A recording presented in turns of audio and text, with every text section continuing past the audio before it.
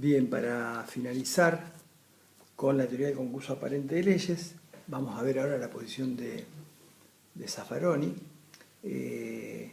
Zaffaroni considera que existe unidad de ley o concurso impropio o concurso aparente de leyes penales cuando un hecho es abarcado por dos o más figuras penales consideradas aisladamente, resultando que cuando ese mismo hecho se lo considera en forma conglobada, o sea, se consideran las figuras en función de las relaciones existentes entre esas figuras de manera conglobada, resulta ser que un tipo penal, una figura penal, resulta aplicable e interfiere en la operatividad de la restante, o bien excluyéndola, o bien porque ya contiene, digamos, el contenido de injusto que contiene la restante.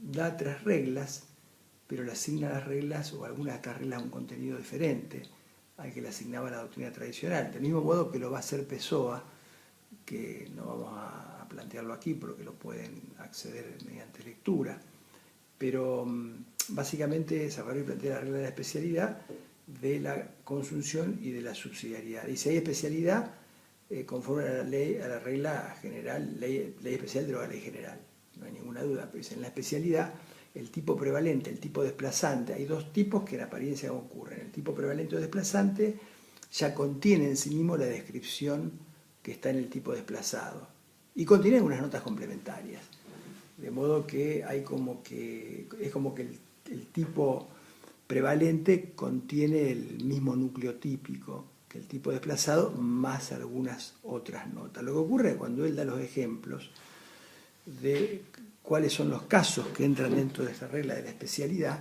no solo aparecen los supuestos, digamos, propios del principio de la especialidad, tipos básicos, tipos calificados, tipos atenuados, sino que él incluye aquí los supuestos en que la ley acude a la cláusula residual si no resultara un delito más severamente penado, de modo que él resuelve por la regla de la especialidad los casos que Soler y la doctrina tradicional resolvía con la regla de la subsidiariedad. Es decir, siempre que no resulte un delito más severamente penado. Luego la de la consunción dice, en la especialidad Zaffaroni dice hay una relación entre las figuras, una relación lógica que es una relación de encerramiento conceptual. La figura desplazante encierra conceptualmente a la figura desplazada. En la consunción, en cambio, él dice hay una relación entre las figuras no de encerramiento conceptual, sino de encerramiento material. ¿Por qué? Porque la figura prevalente, la figura desplazante, la figura que va a resultar aplicable en esta regla del concurso aparente de leyes, consume o agota en sí misma el contenido material de prohibición de la otra figura. Y cuando él da los ejemplos de la consunción, menciona el caso de, por ejemplo, el hecho posterior copenado o el hecho posterior impune, supongamos un supuesto de estafa y retención indebida, o sea, no hay ninguna duda que quien retiene la cosa que obtuvo mediante una estafa comete el delito de estafa. La retención indebida ya está copenada en la estafa originaria que cometió y a través del que le permitió mediante el ardido obtener, digamos, la cosa que ahora retiene. Luego refiere a los casos de los llamados hechos típicos acompañantes copenado, como es la relación que se da entre la lesión es leve y la violación. Bueno, hay violación, hay un hecho típico acompañante copenado que es la lesión leve. El robo y el daño, el robo y la lesión, o el caso que da ya más estrambótico, digamos, ¿no? Cuando hay una tipicidad acompañante que plantea un resultado verdaderamente insignificante en relación a la magnitud injusto del tipo prevalente. Y da el ejemplo del daño en la ropa causada por las balas en un homicidio. Bueno, en cualquiera de estos supuestos no hay muchos problemas. Yo le doy los ejemplos que dan los autores, o sea, después vamos a ver otro ejemplo más complicado, pero en estos supuestos que dan los autores verdaderamente son casos de encuadramiento único, son problemas de interpretación.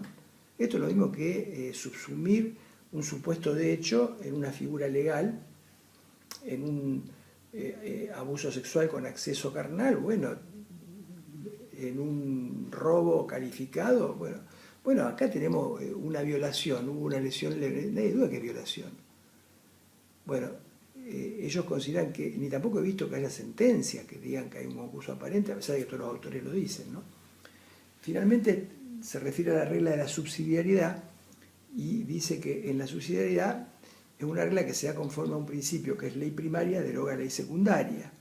Y generalmente esto ocurre cuando un tipo, el desplazante, interfiere en la aplicación del otro tipo, el desplazado, porque contiene, o el tipo desplazante abarca una afectación del bien jurídico de mucho mayor intensidad que el tipo desplazado. En estos casos, dice él, en la subsidiariedad, en la especialidad hay un encerramiento conceptual de un tipo que encierra conceptualmente al otro. En la consunción hay un encerramiento material, un tipo encierra materialmente al otro. En la subsidiariedad hay una interferencia por progresión. Un tipo interfiere progresivamente en el otro. Y él abarca aquí, como supuesto de subsidiariedad, miren qué paradoja, los casos que Soler abarca como supuesto de consunción. ¿Por qué? Porque refiere a los casos de infracciones de gravedad progresiva, lesiones leves, lesiones graves, lesiones gravísimas. A los casos en donde la relación es de incompleto a completo, de imperfecto a perfecto, tentativa a consumación, acto de participación primaria, participación secundaria, primaria, actos de autoría. Bueno, como ven, podría seguir con distintos autores, lo hago solamente, tomé dos autores relevantes de la doctrina nacional, de distintos momentos de la doctrina nacional.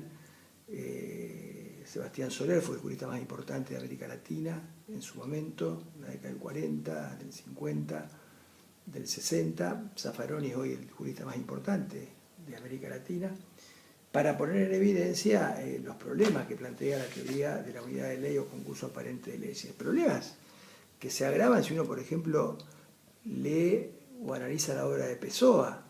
Pessoa plantea lisa y llanamente, siguiendo a Belzel, que en el concurso aparente de leyes, a diferencia de lo que todos piensan, el hecho efectivamente viola dos tipos penales. Es decir, no es que, dice Pessoa, en el concurso aparente de leyes los tipos penales se excluyen entre sí. La aplicación de uno excluye al otro, sino que en lugar de exclusión hay inclusión, hay un efectivo doble encuadramiento, con lo cual ya, si me quedo hasta acá, lo que está Pessoa diciendo es que el concurso aparente de leyes y el concurso ideal son la misma cosa. Porque hasta acá, en los dos, hay un único hecho y un doble encuadramiento legal. Un único hecho y una doble tipicidad.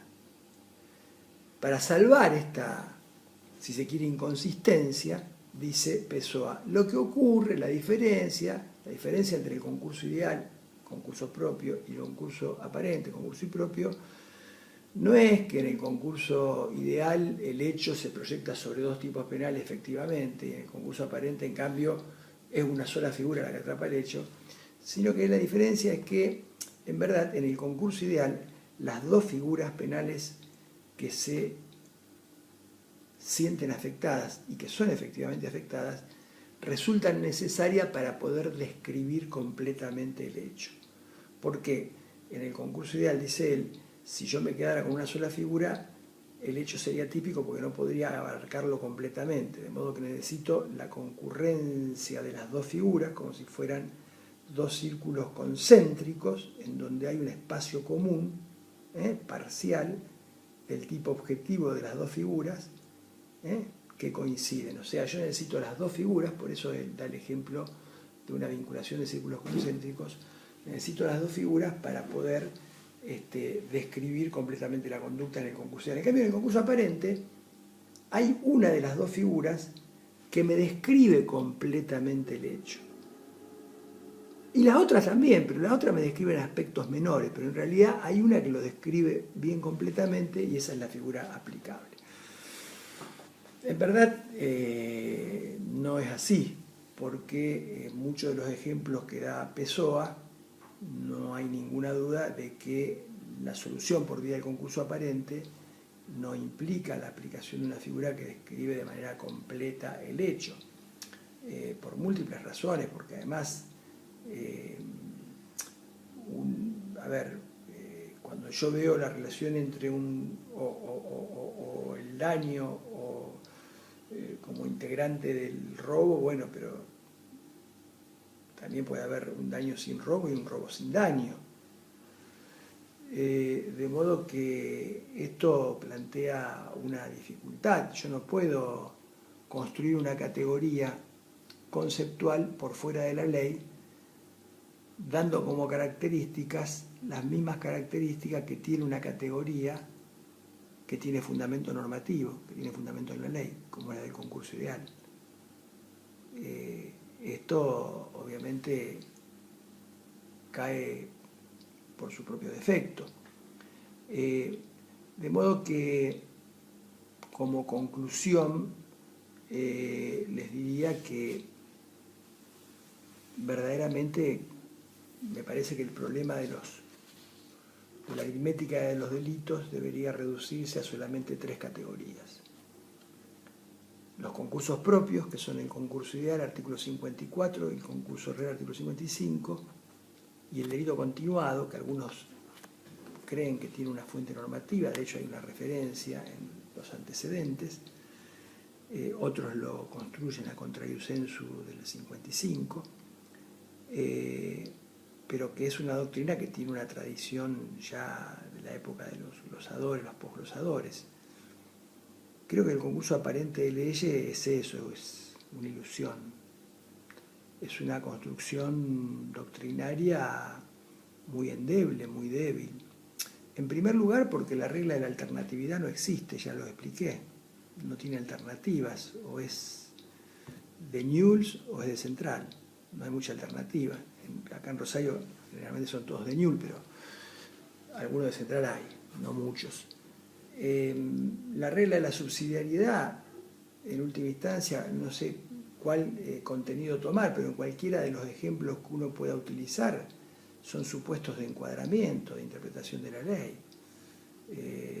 A nadie se le ocurriría decir que en un parricidio una persona mató primero a un hombre y después al padre. No, mató al padre, es un parricidio. Bueno, a nadie se le ocurriría decir en unas lesiones gravísimas que una persona primero lesionó levemente, después lesionó gravemente y después lesionó gravísimamente, de manera gravísima. A nadie se le ocurriría decir de la misma manera que una persona empezó a matar y después mató, se terminó, mató, hasta el muerto mató, homicidio. De modo que lo mismo pasa con la regla de la consunción, pero no hay ninguna duda que la violencia o determinada violencia o una lesión leve es parte de la violencia que puede ejercerse en un abuso sexual violento o en un robo calificado. Y respecto a la regla de especialidad, sí, me permito una adenda, porque la regla de especialidad es una regla que hace a un principio de interpretación, a un principio general del derecho. Siempre fue un principio ley especial de la ley general. Pero no porque haya un concurso, sino porque la ley especial ya abarca, digamos, de manera específica el hecho que debe subsumirse. Y esto es lo que posibilita justamente exceptuar la especialidad como una regla de interpretación propia y exceptuarla del artículo 54 del Código Penal. ¿Por qué? Porque la regla de la especialidad permite en muchos casos aplicar la pena más benigna, la pena menor, porque la especialidad es atenuante. El tipo especial es atenuante, no calificante. Si yo aplicara el artículo 54, obviamente no podría nunca llegar a la pena menor. Entonces, la especialidad en general, cuando contempla, cuando el tipo especial es un tipo calificado, que agrava la figura básica, también podría resolverse por el artículo 54, la pena mayor. Es decir que